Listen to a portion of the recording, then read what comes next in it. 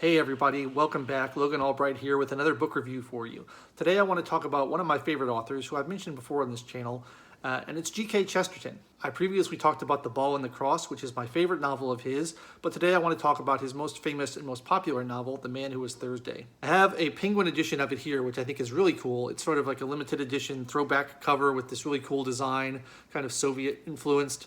I saw this at a Barnes & Noble many years ago, and I just had never heard of G.K. Chesterton, had never heard of the novel, but I was so intrigued by the cover, and I loved the design of it, and it was cheap, so I picked it up, and it led me to embark on one of my favorite authors, and I've read mostly everything he's written, which is a considerable amount now, but he's so wonderful. Chesterton was an English writer from the early 20th century primarily, a little bit into the late 19th century. He was very clever, he was very witty. He also, in addition to fiction, he wrote a lot of poetry, he wrote a lot of nonfiction. He was a very devout Catholic, and he wrote a lot of apologetics for Catholicism, which was really, or some of those are really interesting. He wrote some biographies, extremely prolific, tons of essays, but his most famous work is The Man Who Was Thursday. The Man Who Was Thursday is basically a spy novel, but it's unlike any other spy novel you've ever read because it's so philosophical. Everything Chesterton wrote is really imbued with his philosophical approach to life and his Catholicism and his views on order versus chaos, civilization versus barbarism. These are sort of themes that you see cropping up again and again in Chesterton. And his wonder of life in general. One of the things he talks about a lot is like taking marvel and joy at things that are seemingly prosaic or commonplace. So, for example, in this book, he talks about trains, and the central conflict in this book is between a member of the police force and an anarchist.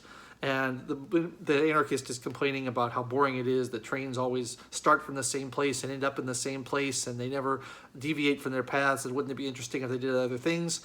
And the member of the police force is saying, well, to him, the most poetic thing in the world is that you can start off from a place and end up exactly where you're supposed to end up at exactly the right time, and how great that is, and what a marvel that technology is, what a marvel that predictability is.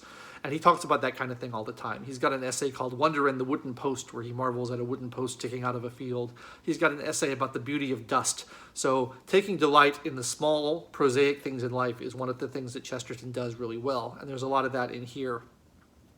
This novel was famous because it pioneered a strategy of concealment that was utilized by Michael Collins, the Irish revolutionary, where he talks about when you're trying to do something nefarious that you don't want to be caught at, it's better to do it out in the open, because if you try to conceal it and hide it from people, they're going to think you're up to something. And so they're going to come looking for you. What are they doing behind closed doors? What are they up to? But if you do it out totally in the open, everyone ignores you because they assume you're doing something innocuous.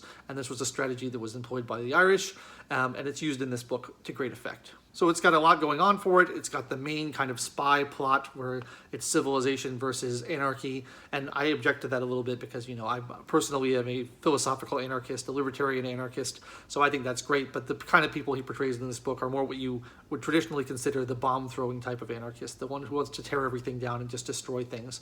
And Chesterton is emphatically against that. Although I think he's primarily, I don't know if he would have been a libertarian if he had been alive today, but there's certainly that kind of British leave me alone instinct in a lot of his writing. He just wants to live life, the simple life, and be left alone. But he's a very big fan of civilization and culture and tradition, and things that we built up over thousands of years that he thinks are worth protecting and worth defending. And so there's a lot of that philosophy in here. He was also famous for writing a series of books about a priest detective named Father Brown. Those are really popular too. I'm not as much of a fan of those. I find them a little less interesting, but this one is just really exciting. The Man Who Was Thursday, I highly recommend it. It's short, you can get through it quickly. It's a page turner. It's got a lot to think about. It's got a rapid paced story that you will certainly enjoy. It's got great characters. I really like everything G.K. Chesterton wrote, but this is certainly one of his most gripping novels. He didn't do too many novels. He did a lot of short stories, but you know, there's only a handful of novels, and this is one of the best ones. Although, like I said before, The Ball and the Cross is probably my favorite of all of his because it's got a little bit more of his philosophy in it, and I like the characters better in that one. One of the things that I am less crazy about this book is the ending, which I will certainly not spoil for you, but I think it's a little bit controversial in the way it ends. It doesn't end in a way that you would expect it to end. And I think I have to put in perspective that it was written 100 years ago, and you know, the people's expectations for literature are a little bit different back then than they are now. So maybe it was a more interesting or a revolutionary type of ending back then than it is now. So I don't think it ends the best, but I am willing to forgive that because the rest of the book is so good and so gripping. So that's my review, The Man Who Was Thursday.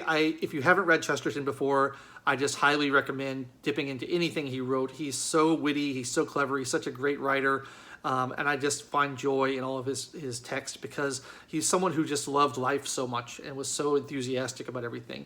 You get a lot of these kind of early 20th century novels from Europe or from Russia that are just so dreary and modernist and realist, and they're just depressing. And Chesterton's work is never depressing. It's always extremely uplifting, celebrating the good things in life, celebrating the joy of the little things in life. It really puts you in a good mood. So if you're looking for something like that, I can't recommend him enough. He's wonderful. Thanks so much for watching. I've been Logan Albright. If you have anything to say about G.K. Chesterton or The Man Who Was Thursday, please leave it in the comments and I will respond. Be sure to like the video, click the bell for notifications, and subscribe to the channel, and I would really appreciate that because I want to keep making videos for you guys, and that helps me a lot. So thanks for watching. Take it easy. I'll catch you next time.